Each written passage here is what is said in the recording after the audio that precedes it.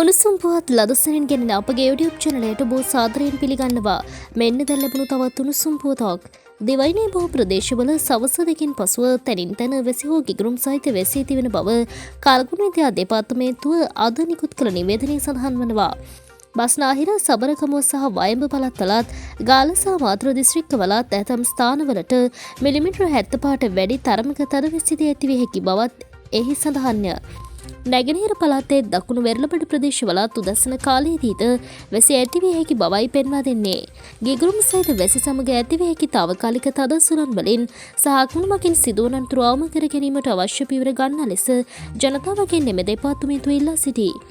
මෙවැනි උණුසුම් පුවත් ලදසනින් දැන ගැනීමට අපගේ YouTube channel එක subscribe කර බෙල් අයිකනය ක්‍රියාත්මක කරන්න.